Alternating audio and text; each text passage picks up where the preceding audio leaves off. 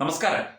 ഈ വിഘടനവാദികൾ ലോകത്തെല്ലായിടത്തുമുണ്ട്. പലതിനെയും വിഭജിക്കണം, രാജ്യങ്ങൾ വിഭജിക്കണം, ആളുകളെ വിഭജിക്കണം, എല്ലാം വിഭജിക്കണം, എല്ലാം വെട്ടിമുറിക്കണം. ഈ അടുത്ത ദിവസങ്ങളിൽ തമിഴ്നാട് മുഖ്യമന്ത്രി സ്റ്റാലിൻ പോലും ഇത്തരം ഒരു വാദം, ഏതാണ്ട് സമാനമായ വാദം ഉയർത്തിയതൊക്കെ തന്നെ വലിയ ശ്രദ്ധാകേന്ദ്രമായി.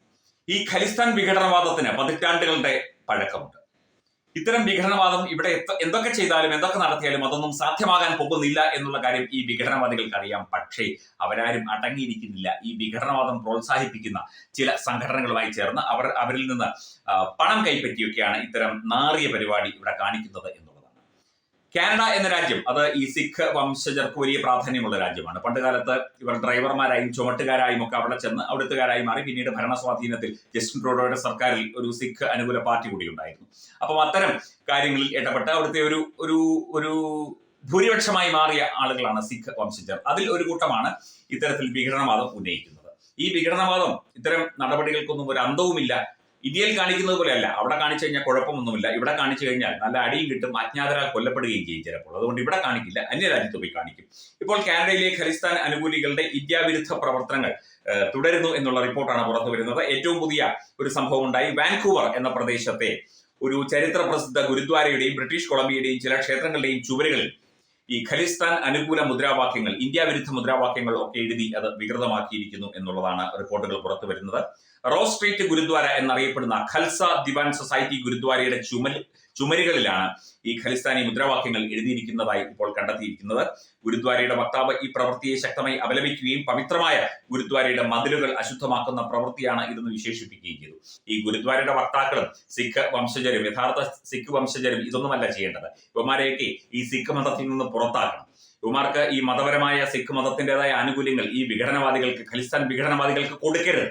ഇവന്മാരെ തല്ലി ഓടിക്കണം, ഇവന്മാരുടെ പേര് വെട്ടണം. ഇവന്മാർക്ക് സിഖ് വംശജരുടെ അല്ലെങ്കിൽ സിഖ് മതത്തിന്റെ ഒരു ആനുകൂല്യങ്ങളും കൊടുക്കരുത്. ഇവർ സിഖുകാരെ അല്ല എന്ന് സധൈര്യം പ്രഖ്യാപിക്കാനുള്ള ഒരു തന്റേടം ഈ ഗുരുദ്വാരകളുടെ നേതാക്കന്മാർ, ഈ മത മേലധ്യക്ഷന്മാരൊക്കെ തന്നെ ചെയ്യണം. അവന്മാർക്ക് തോന്നിയപടി എന്തും ചെയ്യാം. പതിറ്റാണ്ടുകളായി ഈ വിഘടനവാദം ഉന്നയിച്ചുകൊണ്ട് പഞ്ചാബിനെ വെട്ടിമുറിച്ച് ഖലിസ്ഥാൻ എന്ന് പറയുന്ന രാജ്യം ഉണ്ടാക്കണം എന്ന് പറയുന്നു. പണ്ടുകാലത്ത് 7 സിസ്റ്റേഴ്സ്, ഈ ചില സംസ്ഥാനങ്ങൾ, മണിപ്പൂർ, മിസോറാം തുടങ്ങിയ സംസ്ഥാനങ്ങളൊക്കെ തന്നെ അതിനെ ഒക്കെ വെട്ടിമുറിച്ച് വേറെ രാജ്യമാക്കണം എന്ന് പറഞ്ഞൊരു വാദം ഉണ്ടായിരുന്നു. പിന്നീട് ഞാൻ ആദ്യം സൂചിപ്പിച്ചതുപോലെ തമിഴ്നാടിനെ വെട്ടിമുറിച്ച് വേറെ രാജ്യമാക്കണം, ദ്രാവിഡ രാജ്യമാക്കണം എന്നൊക്കെയുള്ള ചില വാദങ്ങൾ ഇപ്പോഴത്തെ സ്റ്റാലിന്റെ അച്ഛൻ കരുണാനിധി 20 കൊല്ലം മുമ്പ് നടത്തിയതാണ്. അത്തരം വിഘടനവാദങ്ങൾക്കൊന്നും ഒരു സ്ഥാനവും ഇനിയുള്ള കാലത്തില്ല. കാരണം ഇന്ത്യ ഭരിക്കുന്നത് ശക്തിയുള്ള ഒരു സർക്കാരാണ്, തെരഞ്ഞെടുക്കപ്പെട്ട സർക്കാരാണ്. ഇവിടെ വന്ന് വിഘടനവാദം പറഞ്ഞാൽ അടികിട്ടും എന്നുള്ളത് കൊണ്ട് കാനഡയിൽ പോയി വിഘടനവാദം പറയുകയല്ലാതെ ഇവന്മാർക്ക് വേറെ മാർഗമൊന്നുമില്ല. നിങ്ങൾ എത്ര വേണമെങ്കിലും പറഞ്ഞോളൂ. എന്തായാലും പഞ്ചാബിനെയോ ഇന്ത്യയിലെ മറ്റ് ഒരു സംസ്ഥാനത്തെയും വെട്ടിമുറിക്കാൻ ഇവിടെ സമ്മതിക്കില്ല, അനുവദിക്കില്ല. ഇത് അഖണ്ഡ ഭാരതമാണ് എന്ന് തന്നെ മനസ്സുറച്ച് വിശ്വസിക്കുന്ന ഒരു സർക്കാരാണ് രാജ്യം ഭരിക്കുന്നത്. ഒരു രാഷ്ട്ര സേവകനാണ് രാജ്യം ഭരിക്കുന്നത്. വിഘടനവാദികൾക്കുള്ള മുന്നറിയിപ്പും മറ്റു കാര്യങ്ങളും നേരത്തെ തന്നതാണ്.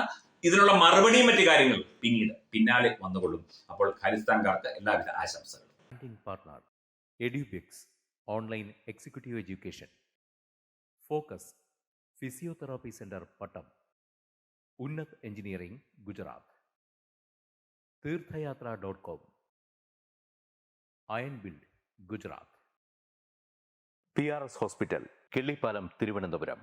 5 തലമുറകളായി നിങ്ങൾക്കൊപ്പം. തുമ്പമൺ ശ്രീ വടക്കുംനാഥൻ ക്ഷേത്രം, അമ്പലക്കടവ്, പത്തനംതിട്ട. ശ്രീമദ് സ്കന്ദപുരാണ മഹാസത്രം 2025 മെയ് 11 മുതൽ 18 വരെ. ബ്രഹ്മശ്രീ മുംബൈ ചന്ദ്രശേഖര ശർമ്മയുടെ മുഖ്യ കാർമ്മികത്വത്തിൽ മഹാഗണപതി ഹോമം, സ്കന്ദപുരാണ പാരായണം, മഹത് പ്രഭാഷണങ്ങൾ, പൂജഹോമാദികൾ, കലാസാംസ്കാരിക പരിപാടികൾ. സത്രയജ്ഞ കർമ്മങ്ങളിലേക്ക് എല്ലാ ഭക്തജനങ്ങളുടെയും സാന്നിധ്യവും സഹകരണവും സാദരം അഭ്യർത്ഥിക്കുന്നു. മഹാസത്രവേദിയിൽ മെയ് 18 പഴനി അരുൾമിക ദണ്ഡായുധപാണി സ്വാമി ദേവസ്ഥാന അർച്ചക സ്ഥാനികർ ശ്രീസെൽവ സുബ്രഹ്മണ്യ ശിവശാരിയാരുടെ മുഖ്യ കാർമ്മികത്വത്തിൽ നടക്കുന്ന അതിശ്രേഷ്ഠവും സർവൈശ്വര്യദായകവുമായ സ്കന്ദഹോമം. സ്കന്ദമഹാപുരാണ സത്രത്തിന്റെ ആദിമധ്യാന്തമുള്ള സമ്പൂർണ്ണ തത്സമയ കാഴ്ച തത്വമയി നെറ്റ്വർക്കിൽ.